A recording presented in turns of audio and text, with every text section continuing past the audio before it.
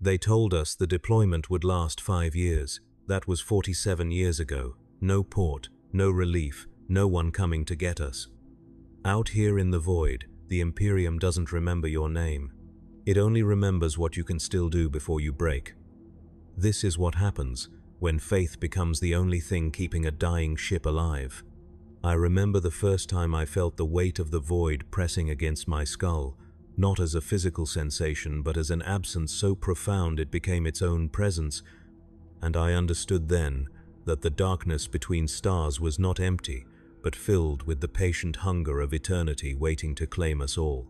My name is Rethvaros, and I have served aboard the Emperor's warships for 23 years without once setting foot on solid ground, without once breathing air that was not recycled through ancient filtration systems that groaned like dying men, without once feeling sunlight that was not filtered through armor-glass viewports streaked with the residue of 1,000 engagements. I am a lieutenant commander of the Imperial Navy, 6th officer aboard the lunar-class cruiser Indomitable Wrath, and I have watched more men die than I have spoken to in all my years of service. This is not a story of heroism. This is not a tale of glory won in the Emperor's name. This is the accounting of how faith becomes a blade turned inward, how duty transforms into a slow poison, and how the void claims you piece by piece until nothing remains but the shell that continues to follow orders. The Indomitable Wrath left dock at Baca Orbital 47 standard years ago on what was classified as a routine patrol along the Segmentum Tempestus fringe territories, a deployment expected to last perhaps 5 years before rotation back to port for refit and crew exchange. I was not part of the original complement. I came aboard during the 3rd year, transferred from a system defense monitor after my previous vessel suffered catastrophic reactor failure during what was officially recorded as a training exercise. 17 of us survived that incident. 3 made it through the interrogation that followed. I learned then that survival was not always rewarded, that living when others died required explanation, justification, and sometimes sacrifice of a different kind. The cruiser was already showing signs of extended deployment when I arrived via shuttle, its hull scarred by weapons, fire, and micrometeor impacts that had not been properly repaired, its running lights flickering with power fluctuations that maintenance crews attributed to worn conduits they could not replace without supplies that never came. The shuttle bay smelled of promethium and unwashed bodies, a scent that would become so familiar I would cease to notice it within weeks. The deck plating thrummed with vibrations from the plasma drives, a constant reminder that we existed within a machine that could fail at any moment, that our lives depended on systems maintained by exhausted tech priests and servitors whose machine components were cannibalizing parts from each other to keep functioning. Captain Mordecai presided over the ship with the absolute authority granted to Void commanders, a lean man whose face had been reconstructed after Void exposure during a boarding action, leaving him with features that never quite matched, as though 2 different men had been sutured together. He addressed the new transfers in the main assembly hall, a cavernous space lined with Aquila symbols and purity seals that fluttered in the recycled air. His voice carried through voxcasters with a metallic edge that made every word sound like a threat. He told us we were the Emperor's chosen, that our service aboard the Indomitable Wrath was the highest calling a mortal could aspire to, that every moment we spent in the void brought us closer to the divine perfection of duty fulfilled. He told us that shore leave was a luxury reserved for those who had not yet proven their worth, that the men and women aboard this vessel had transcended such base needs through their unwavering faith. He told us that we should expect nothing from the Imperium except the opportunity to die in service, and that we should consider ourselves blessed for every day we drew breath in the Emperor's fleet. I believed him then. The reality of void service reveals itself slowly, like frostbite creeping through extremities until the damage is already irreversible. The ship ran on 3 watches that cycled every 8 hours, meaning you were always either working, sleeping, or preparing for one or the other. There was no variation in this routine, no rest days, no celebrations beyond the mandatory observances of imperial holidays that meant nothing except additional inspections and lengthened prayer services. The crew quarters were designed for a complement of 3,000 souls, but we operated with nearly 5,000 after absorbing survivors from 3 other vessels that had been lost to warp storms, pirate raids, and one incident that was never fully explained involving an entire deck that had to be sealed and purged of atmosphere. The overcrowding meant sleeping in shifts within the same bunks, your body warming sheets still damp with another man's sweat, your dreams interrupted by the next shift crawling into the space you just vacated. Privacy was a concept that lost meaning after the first month. Dignity followed soon after. You learned to perform bodily functions in communal facilities that reeked of chemical cleaners and despair. Learn to wash yourself in tepid water rationed to 30 seconds per day. Learn to eat processed protein paste that tasted of nothing and left you simultaneously full and hungry. The officers fared better, but not by much. I shared a cabin meant for one with Lieutenant Corvin, a gunnery officer who had served aboard for 16 years and had developed a facial tic that manifested whenever the ship was not in active engagement. He would lie in his bunk during sleep periods with his eyes open, staring at the ceiling and making small adjustments to imaginary firing solutions with twitching fingers. He never spoke about his life before the wrath. No one did. To speak of anything beyond the ship was to acknowledge that such places still existed, and that acknowledgement bred discontent. My duties as 6th officer encompassed everything the command staff deemed too tedious for their personal attention and too important to delegate entirely to ratings. I oversaw supply distribution, which meant calculating how to stretch insufficient rations across too many mouths, while ensuring that officers received their full portions and that the command deck never went without. I reviewed disciplinary reports, signing off on punishments that ranged from reduced rations to flogging to execution by spacing. I inspected maintenance crews and filed reports that documented deteriorating conditions everyone already knew about, but no one had resources to fix. The first execution I witnessed occurred 3 months into my service aboard the Wrath. A rating from the lower engineering decks had been caught hoarding food, secreting away portions of his already meager rations to create a small reserve. The quantity involved was perhaps 3 days' worth of protein paste. The offense was classified as theft from the Emperor's stores, a capital crime according to ship's regulations. The entire crew was mustered in the main assembly hall to witness justice being carried out. The rating was perhaps 19 standard years old, his face still soft with youth that shipboard life had not yet carved away. He stood at attention in the center of the deck as Captain Mordecai read the charges, his voice amplified through voxcasters that made the proceedings feel ceremonial, ritualized. The boy said nothing in his defense. There was nothing to say. He had been caught with evidence that could not be disputed. His crime was real, even if the reasons behind it were understandable to anyone who had felt hunger gnawing at their insides during the hours between meal rations. The captain explained to the assembled crew that mercy was the province of the weak, that compassion for the individual endangered the whole, that the Emperor's justice was absolute and without exception. He reminded us that we were soldiers in an eternal war, that our enemies would show us no quarter, and that we must therefore maintain the same unyielding discipline among ourselves. He spoke of faith and duty and the glory of sacrifice, his reconstructed face expressionless as servitors brought the rating before the starboard airlock. They stripped him of his uniform, leaving him in thin undergarments that offered no protection against the void. They bound his hands behind his back with wire that cut into his wrists hard enough to draw blood. They shoved him into the airlock chamber and sealed the inner door. Through the small armor-glass viewport I could see his face, still showing no expression, as though he had already accepted that this moment had been inevitable from the instant he decided to save those scraps of food. The captain activated the exterior door himself, pressing the release rune with ceremonial deliberation. The air rushed out in a violent exhalation that pulled the rating toward the stars. For 3 seconds he was visible through the viewport, his body convulsing as his lungs emptied and his blood began to boil. Then he tumbled away into the darkness and was gone, another piece of debris floating in the infinite nothing between worlds. The crew was dismissed. We returned to our stations. Work continued without pause. I vomited in a waste reclamation unit and reported for my next shift on time.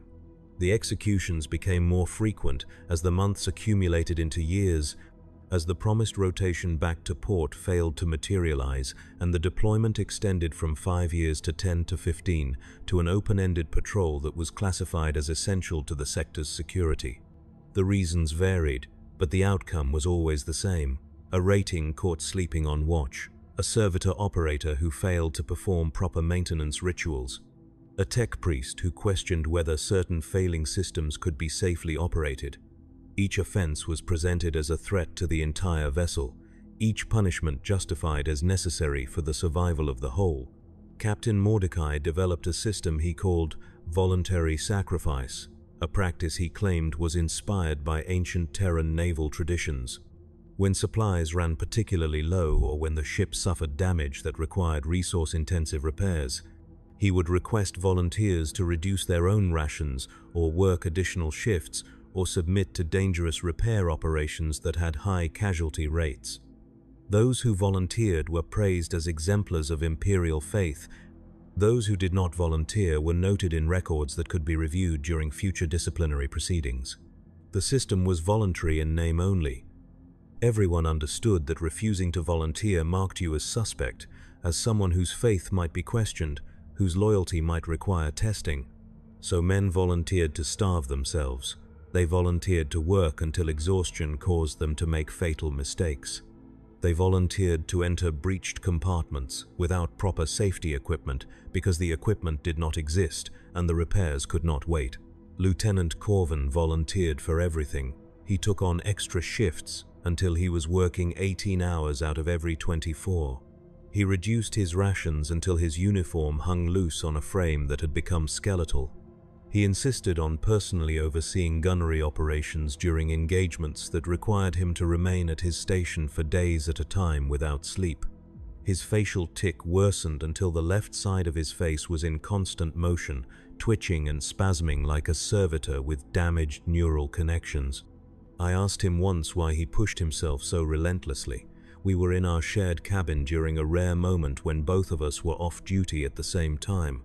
He was lying in his bunk, staring at the ceiling, fingers making those small adjustments to invisible controls. He did not look at me when he answered. He said that stopping was the same as admitting defeat, that the moment you allowed yourself to rest was the moment you acknowledged that what was happening was not sustainable, and that acknowledgement would break you more surely than any amount of exhaustion. He said that faith required constant renewal, that if you did not actively demonstrate your devotion every hour of every day, then doubt would creep in through the gaps. He said that he had seen what happened to men who allowed themselves to think too much about their circumstances, who let themselves remember that life could be different than this. He said they all died badly. The indomitable Wrath encountered its first major engagement during my second year aboard, a skirmish with what Fleet Command classified as renegade raiders operating out of an uncharted asteroid field. The raiders were fast-moving frigates that harried our flanks and forced us into evasive maneuvers that pushed the ancient plasma drives beyond their recommended operational parameters. The engagement lasted 6 hours and left us with moderate hull damage, 14 casualties from a direct hit on one of the crew decks, and an ammunition expenditure that would not be replenished for another 8 months. Captain Mordecai declared it a glorious victory. He held a ceremony in the main assembly hall where he commended the crew's bravery and reaffirmed our sacred duty to purge the Emperor's enemies from the void. He promoted 3 ratings to positions that had been left vacant by the dead. He reduced rations across the entire ship to compensate for the food stores destroyed in the attack, framing this as a temporary measure that would demonstrate our collective dedication to efficiency and shared sacrifice. The reduced rations never returned to normal levels. 8 months later, when the supply ship finally arrived with ammunition, it carried no food beyond basic nutritional supplements that prevented outright starvation but provided no sense of fullness. The supply officer, a bureaucrat who had likely never spent more than a few days in the void, explained that priority had been given to ordnance because the sector was experiencing increased hostile activity and properly armed warships were deemed more valuable than well-fed crews. We accepted this explanation because we had no choice. We ate our reduced rations and performed our duties and pretended that the hunger gnawing at us was a form of penance that brought us closer to the Emperor's grace. Some among the crew began to believe it. I watched men thank the officers for the privilege of their suffering, praising the captain's wisdom in allowing them to demonstrate their faith through physical deprivation. I watched them volunteer for increasingly dangerous duties and describe their service in terms of religious ecstasy, as though pain and exhaustion were forms of communion with the divine. Lieutenant Corven was among them. He began attending prayer services that were not mandatory, spending hours in the small chapel maintained by the ship's confessor, reciting litanies and flagellating himself with wire flails until his back was a mass of scars. He spoke less and less until entire days would pass without him uttering a word. His performance during combat operations remained flawless, his gunnery crews achieving hit rates that exceeded those of any other division, but the man who achieved those results was increasingly absent from his own flesh. I did not follow him down that path. I am not certain why. Perhaps it was cowardice, an inability to surrender completely to faith's demands. Perhaps it was stubbornness, some small core of self that refused to be dissolved in duty's acid. Or perhaps it was simply that I had seen too much to believe that our suffering served any divine purpose, that I understood on some level that what was happening aboard the indomitable Wrath was not the Emperor's will but the consequence of a logistical system so vast and indifferent that we were less than footnotes in its calculations. The ship continued its patrol through sectors that were nominally under Imperial control but in practice were lawless regions where pirate fleets operated with impunity and minor Xenos incursions went unopposed for years. We responded to distress calls from colonies that were already burning when we arrived. We escorted merchant convoys through transit routes where more than half the vessels were lost to raiders or warp storms. We engaged in boarding actions against vessels that fought with desperate savagery because they knew surrender meant execution. Each engagement depleted our resources further. Each victory was Pyrrhic, purchased with casualties we could not replace and ammunition we could not replenish. The indomitable Wrath was slowly being consumed by its own purpose, grinding itself down in service of an Imperium that seemed to have forgotten we existed. The communications we received from Fleet Command became increasingly sparse and contradictory. We were ordered to hold sectors that were simultaneously being abandoned by other Imperial forces. We were instructed to await reinforcements that never arrived. We were assigned patrol routes that took us further from established supply lines and deeper into regions where the warp's influence made reliable navigation nearly impossible. During my 5th year aboard, we went 11 months without receiving any communication from outside the ship. The astropathic choir fell silent after the primary psyker suffered a catastrophic seizure that left her a drooling shell. The secondary psyker attempted to maintain contact, but lacked the power to reach through the warp storms that seemed to be intensifying throughout the sector. We continued our patrol because no one had ordered us to stop, following routes that had been established years ago and were likely obsolete. The isolation transformed the crew's psychology. Without external communication, the ship became its own reality, a self-contained universe where the only truths were those spoken by the captain and his officers. The outside Imperium became almost mythological, a distant concept that held less reality than the bulkheads and deck plates that formed the boundaries of our existence. Some among the crew began to question whether the Imperium still existed, whether perhaps some catastrophe had befallen humanity and we were the last loyal servants of an emperor who might himself be dead. Such talk was sedition, of course. Those who voiced these thoughts too openly found themselves facing disciplinary proceedings. But the thoughts persisted, spreading through the crew like a virus that could not be purged because it lived in the spaces between words, in the glances exchanged during prayer services, in the dreams men did not speak about when they woke. Captain Mordecai responded to this crisis of faith with intensified religious observance. Prayer services were extended and made mandatory for all crew, not on critical duty stations. The ship's confessor, a withered man whose augmetic eyes glowed with sickly green light, began conducting daily inspections where crew members were required to recite the litany of duty while he searched their quarters for contraband or evidence of heretical thought. Those found wanting were subjected to punishments that escalated from reduced rations to physical mortification to public confession sessions where they were forced to describe their spiritual failings in excruciating detail. The terror was more effective than any reasoned argument could have been. The questioning stopped, or at least went underground where it could not contaminate others. The crew returned to their duties with renewed fervor, as though by working harder they could stave off the doubts that gnawed at them. Productivity increased even as physical capacity declined. Men worked until they collapsed and then worked through the collapse, pushing bodies that should have failed past any reasonable limit through sheer force of will and fear of what would happen if they stopped.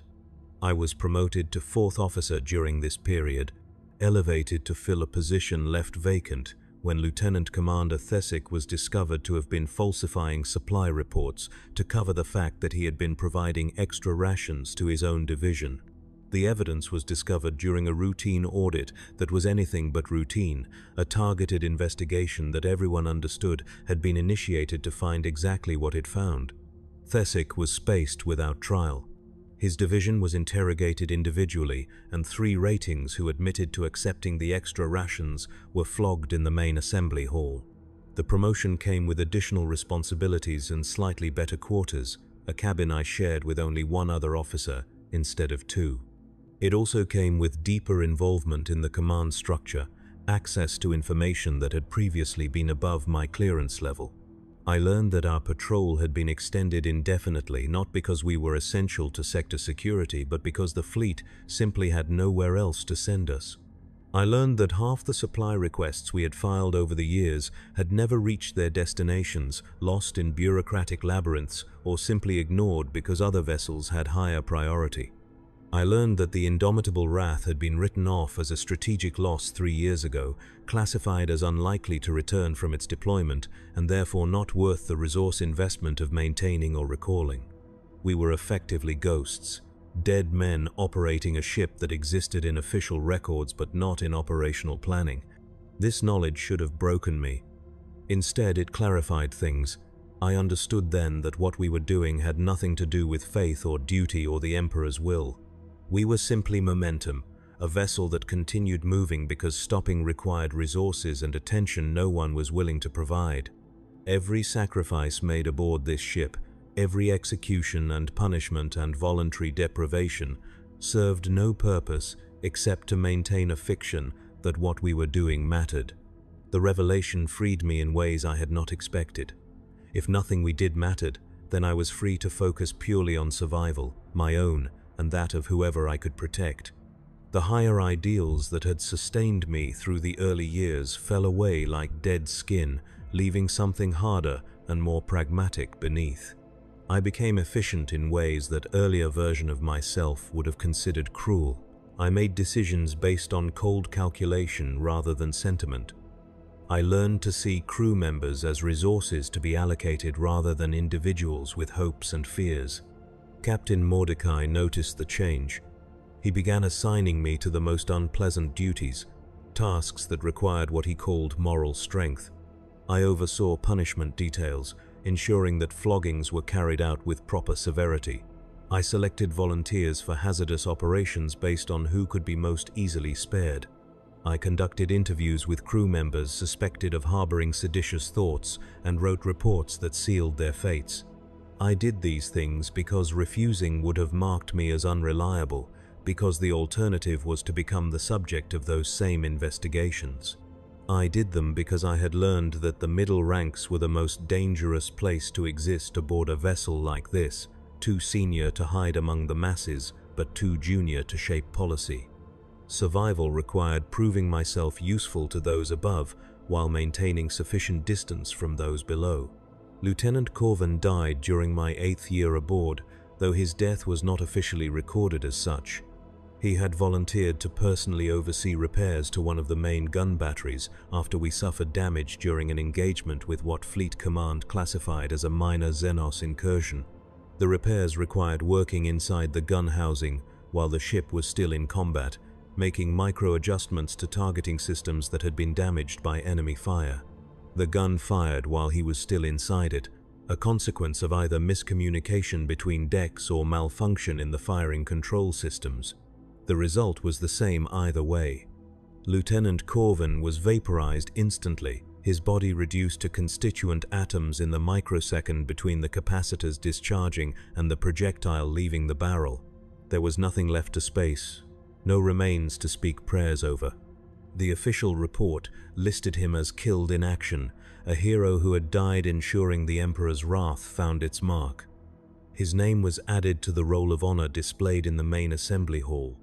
His personal effects, which consisted of a worn prayer book and 3 sets of uniforms, were distributed to ratings who could use them.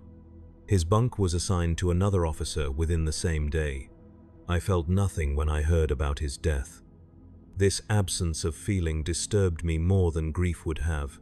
I had shared quarters with the man for 8 years, had watched him slowly transform from a competent officer into something that was more servitor than human, and his passing provoked no emotional response beyond mild inconvenience that I would need to acclimate to a new cabin mate. The numbness was pervasive.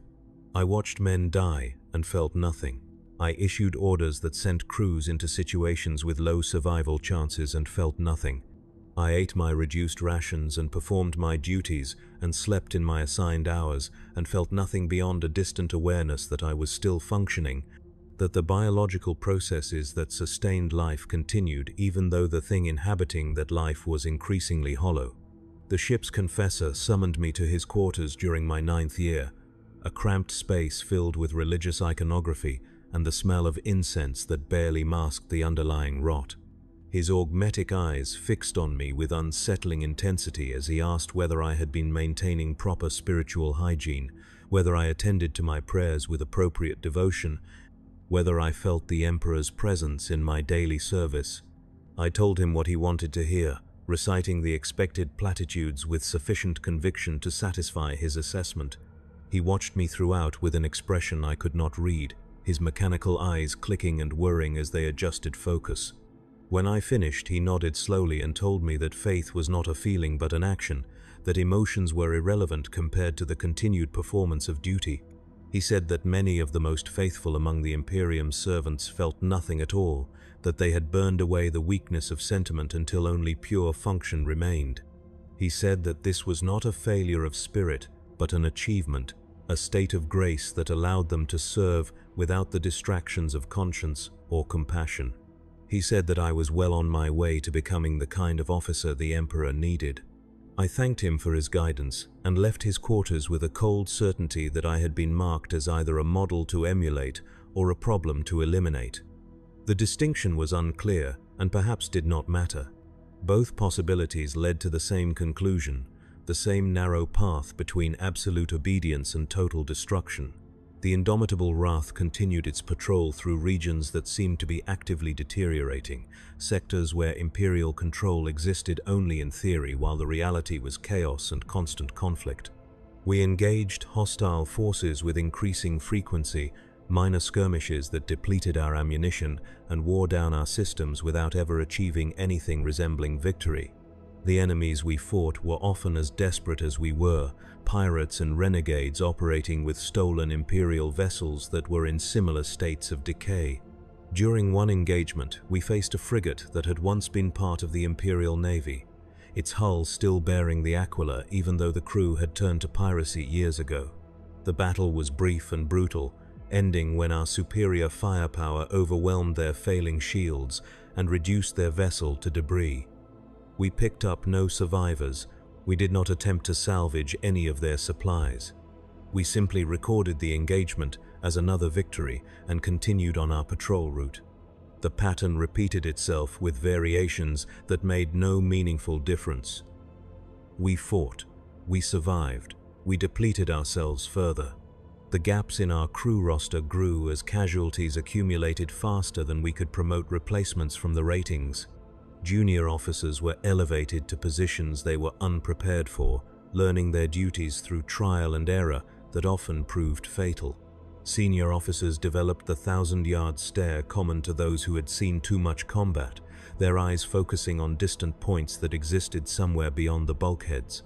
Captain Mordecai aged rapidly during these years, his reconstructed face growing more asymmetrical as the biological portions sagged while the augmetic components remained fixed. His speeches became longer and more frenzied, filled with references to ancient battles and legendary heroes whose sacrifices had ensured the Imperium's survival. He spoke of duty as though it were a physical substance that could be measured and weighed, as though by accumulating enough of it we could transform our situation through sheer force of faith. No one believed him anymore. We went through the motions because stopping required more energy than continuing, because the alternative to following orders was chaos that would kill us faster than enemy fire. The faith that had sustained the early years of the deployment had been replaced by something colder and more mechanical, a form of discipline that had no spiritual component but operated with perfect efficiency. I was promoted to 3rd officer during my 11th year aboard, another elevation to fill a gap left by death. 2nd officer during my 13th year, 1st officer during my 16th. Each promotion brought more responsibility and less rest, deeper involvement in decisions that sent men to their deaths, and greater awareness of how thoroughly we had been abandoned by the Imperium we served. The command staff consisted by this point of Captain Mordecai, myself, and 3 junior officers who rotated through positions faster than I could learn their names. We held daily briefings in the captain's quarters, where we reviewed patrol routes and supply status and casualty reports with the detached efficiency of men discussing weather patterns. The captain still spoke of duty and faith, but his words had become ritualized, empty sounds that filled silence without conveying meaning. The ship itself was failing in ways that could no longer be hidden or explained away. Entire decks had been sealed after life support failures, their atmospheres vented to preserve resources for sections that could still be maintained. The crew complement had been reduced through attrition from 5,000 to less than 2,000, and those who remained were hollow-eyed survivors who performed their duties with mechanical precision. The tech priests had given up trying to maintain systems properly and instead performed constant triage, keeping the most critical functions operating while allowing everything else to degrade.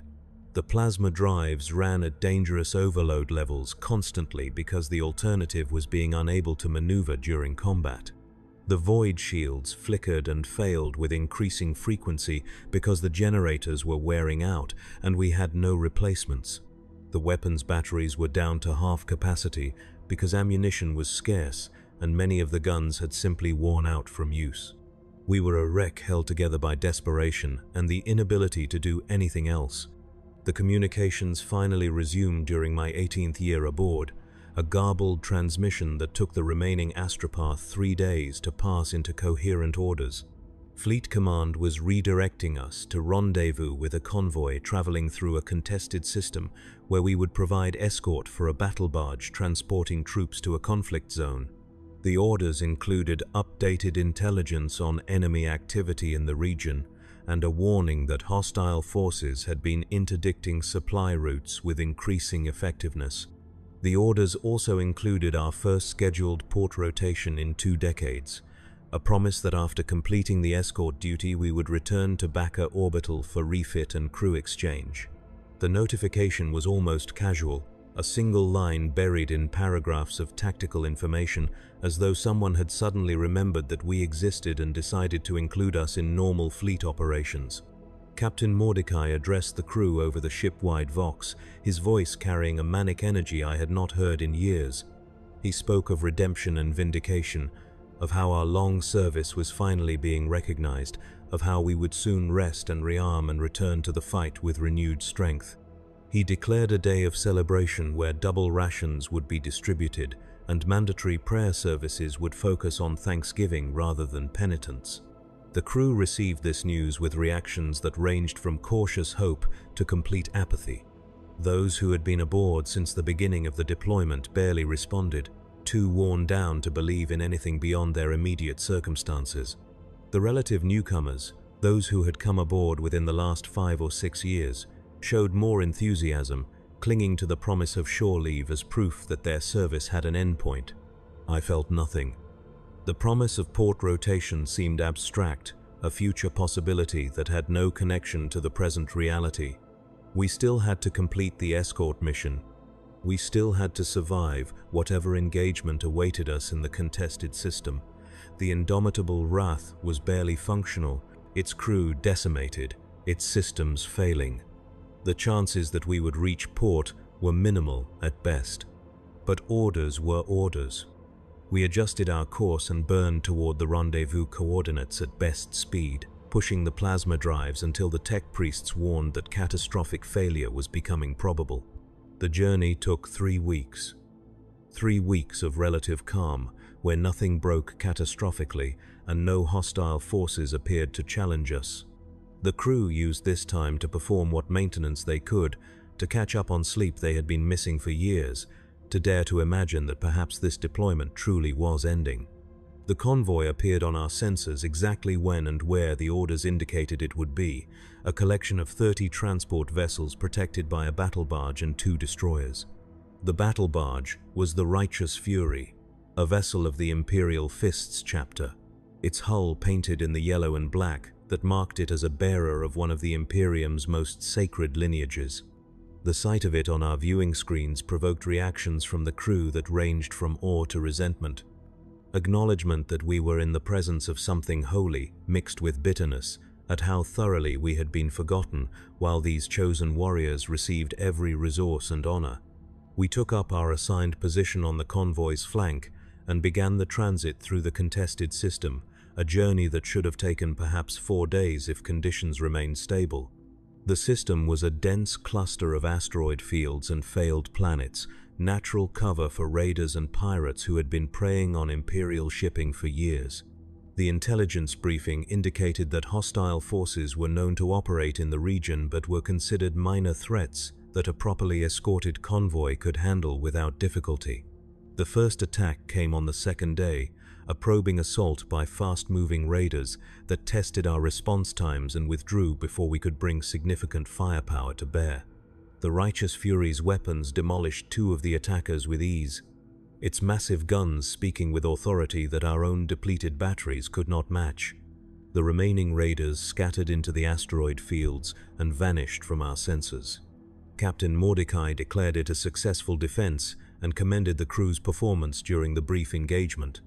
We had fired perhaps a dozen shots total, most of which missed because our targeting systems were not properly calibrated, but the presence of the battle barge made our contribution irrelevant. We were there to show additional ships on sensors to make the convoy appear more heavily defended than it actually was. The second attack came 6 hours later with greater force and coordination. 15 hostile vessels emerged from behind a large asteroid and moved to cut off the convoy's path, forcing us into a formation that limited our maneuverability. The battle barge moved to engage while the destroyers attempted to keep the raiders away from the transport vessels. The indomitable Wrath was ordered to hold position and provide supporting fire, a task we attempted with limited effectiveness given our degraded weapon systems. The engagement lasted 3 hours and resulted in the destruction of 9 hostile vessels at the cost of 2 transports and significant damage to one of the destroyers. The Righteous Fury emerged unscathed, its void shields barely stressed by the level of firepower the raiders could bring to bear. We lost a weapons battery when a lucky shot penetrated our failing shields and detonated against the hull, killing 17 crew members and forcing us to seal off an entire section to prevent atmosphere loss. Captain Mordecai again declared victory, though his voice over the Vox carried an edge of desperation that had not been present after the first engagement.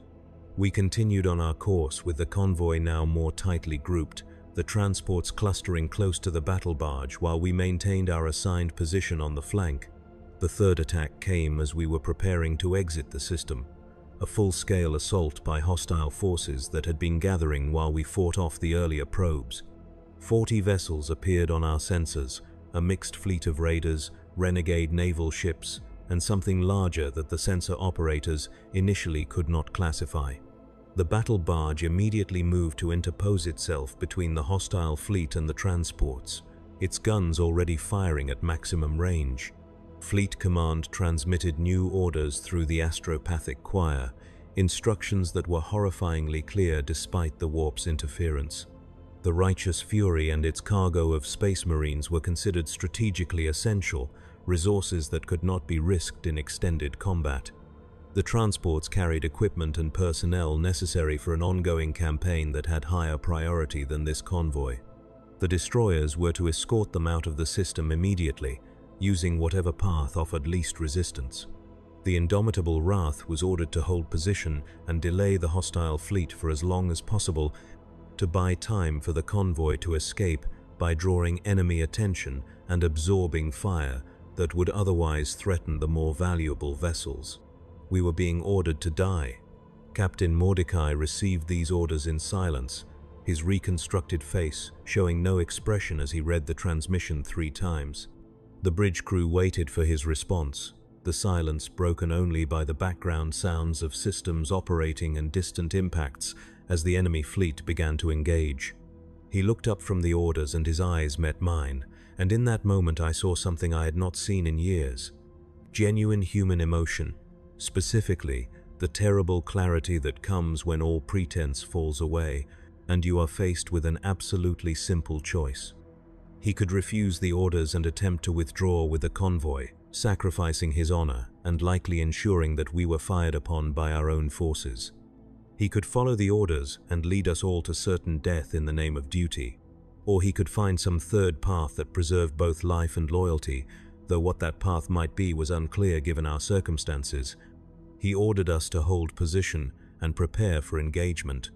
The hostile fleet closed on our position with the single-minded focus of predators who had identified the weakest target. The battle barge and its escort were already burning away at maximum acceleration, their void shields flashing as they deflected fire from the few enemy vessels that attempted to pursue. The main force of the hostile fleet was coming directly at us, 40 ships against our single damaged cruiser. The captain ordered all weapons batteries to begin firing at maximum rate, ordered the remaining shields brought to full power, ordered all non-essential crew to abandon their stations and seal themselves in the most protected sections of the ship. His voice over the Vox was calm and measured, as though he were conducting a routine patrol exercise rather than ordering us to fight a battle we could not possibly win. I took my position at the tactical station and began coordinating the defense, allocating our failing shields to cover the most critical systems and attempting to optimize our limited weapons fire for maximum effect. The first officer, a young man named Torvin who had been promoted just 3 months ago, stood at the helm and made small adjustments to our position that kept us between the enemy fleet and the fleeing convoy. The initial exchange lasted perhaps 30 seconds. Our weapons found their marks on several enemy vessels, damaging 2 and destroying 1 that had already been compromised by earlier fighting. Their return fire struck our shields and overloaded them almost immediately, the generators burning out from the strain and leaving our hull exposed to direct hits. The ship shuddered as impacts walked across our starboard side, breaching compartments and killing crew members who had remained at their stations. The captain ordered us to continue firing, to maintain position no matter what damage we sustained. The weapons crews obeyed with a mechanical efficiency that had become second nature after years of endless drills. The guns spoke with their remaining voice, hurling shells and energy blasts into the enemy fleet with diminishing effect as systems failed and ammunition ran low. A direct hit on our dorsal section destroyed one of the main battery clusters and killed everyone stationed there. Another impact breached the port side and vented 3 decks to space. A third hit struck near the bridge and sent us reeling, the lights flickering and failing before emergency illumination kicked in with sickly red glow. Through it all, the captain stood at his station, his voice continuing to issue orders with the same measured calm. He commended crews for their performance. He noted with satisfaction as our fire found targets. He quoted from the litanies of battle and spoke of the Emperor's grace falling upon those who served with faithful hearts. The enemy fleet began to break away after 8 minutes of sustained combat, their attention shifting toward the fleeing convoy as they realized we were effectively dead already. Their fire slackened as they turned to pursue more valuable targets, leaving us drifting with failing systems and hundreds of dead crew members.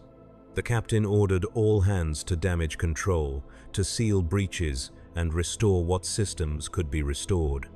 The assessment that came back over the next hour painted a picture of a vessel that should have been abandoned, that was by any reasonable metric no longer capable of sustained operation. Our weapons were down to 30% capacity. Our engines were operating at minimal function. Our life support was failing in 2/3 of the ship. Our crew complement had been reduced by more than half in less than 10 minutes of combat. But we were still moving, still technically capable of firing a gun, still following our orders to delay the enemy fleet. The hostile ships returned after pursuing the convoy for 20 minutes, apparently deciding that finishing us off was worth the time investment. They came at us with casual confidence, no longer bothering with coordination or tactics because we posed no meaningful threat. They simply closed to optimal firing range and began methodically destroying what remained of our vessel. The captain ordered us to continue firing as long as we had guns that could fire. The weapons crews who remained alive obeyed, sending out a last few defiant shots before the batteries failed completely.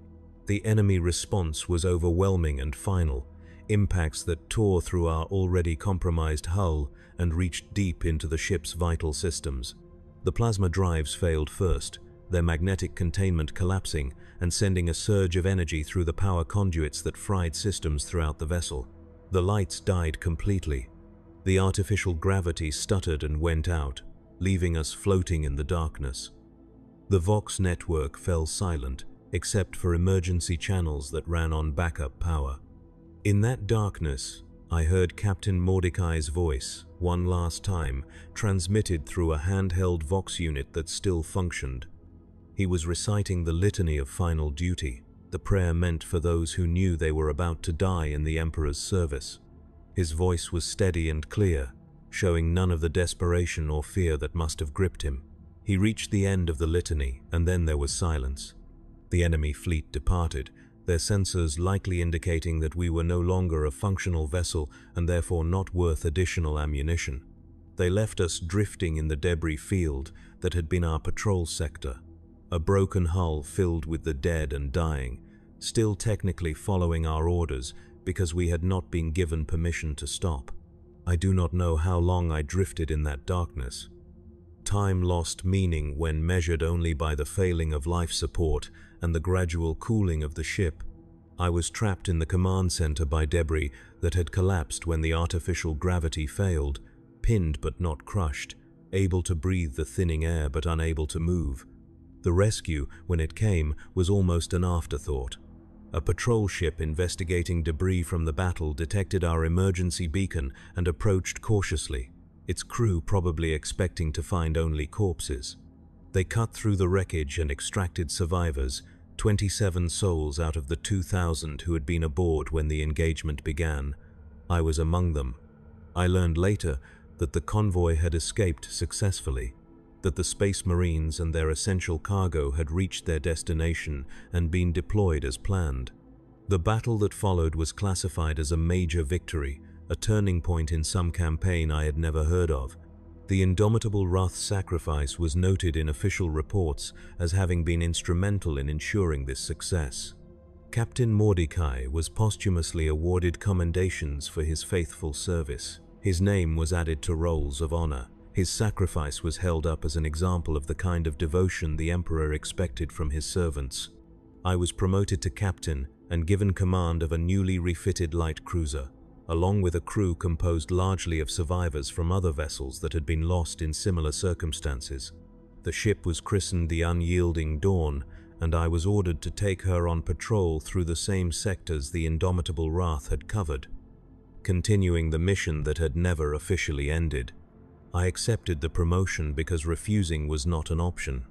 I took command of the new vessel and began the familiar routine of managing supplies and disciplinary proceedings and endless patrol routes through regions where Imperial control was nominal at best.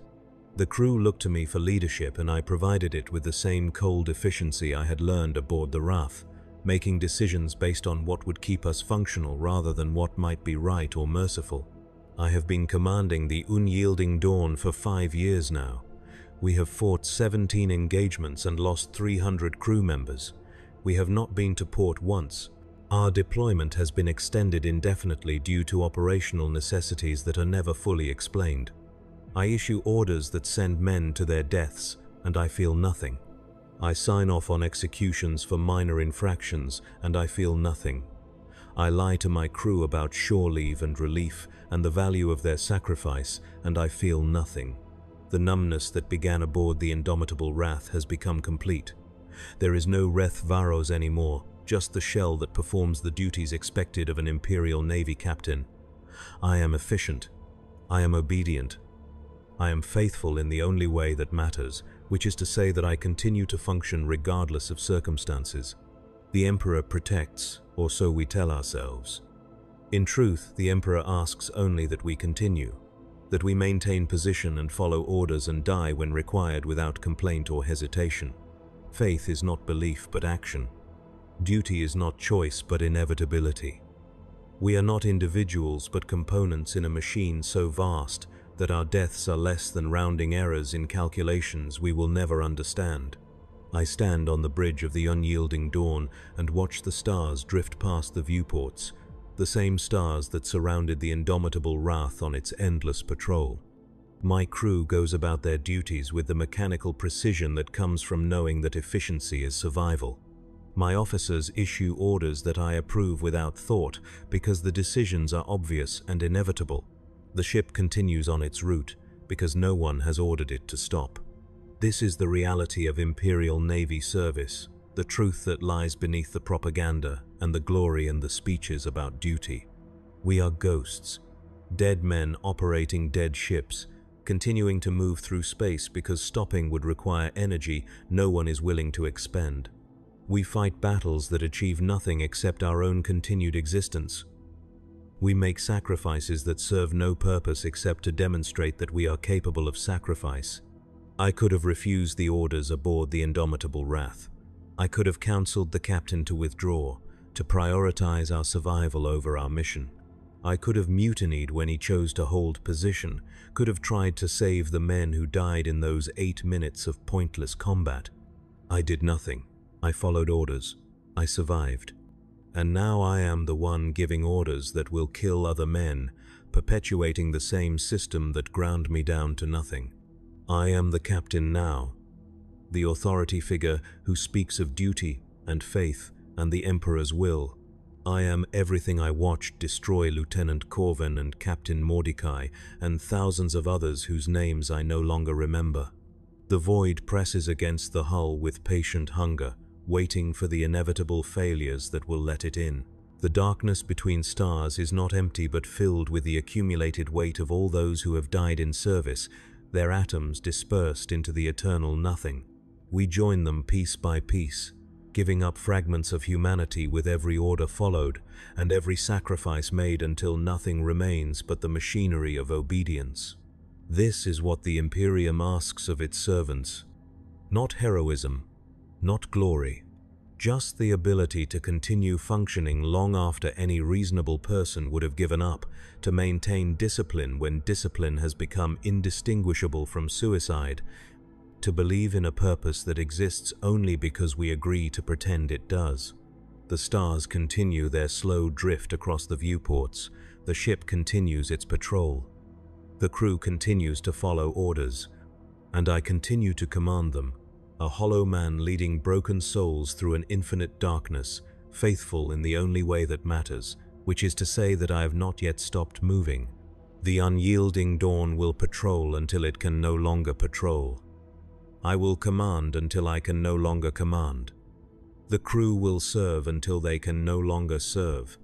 And when we finally fail, when the systems give out completely and the void claims what remains, some other vessel will take our place on the patrol routes. Some other captain will give the same orders. Some other crew will follow them with the same mechanical obedience. This is the broken life of the Imperial Navy. This is what it means to serve in the eternal war. Not the glory of righteous combat, but the grinding attrition of endurance without purpose, sacrifice without meaning, death without honor. We are the forgotten, the expended, the lost. We are the men who continue to fight long after the Imperium has stopped paying attention, who follow orders that no longer make sense because the alternative is chaos we cannot survive. We are the proof that faith requires no divine presence, only the inability to imagine any other way of existing. The Emperor protects, or so we tell ourselves in the moments before sleep claims us, in the seconds before battle is joined, in the final instant before the void rushes in. The Emperor protects by asking nothing except our lives, our sanity, our souls, everything we are and everything we might have been, offered up on the altar of a purpose too vast to question and too terrible to truly believe. I stand on my bridge and watch the stars and wait for the orders that will eventually kill us all. I am faithful, I am obedient, I am empty. I am the Imperial Navy.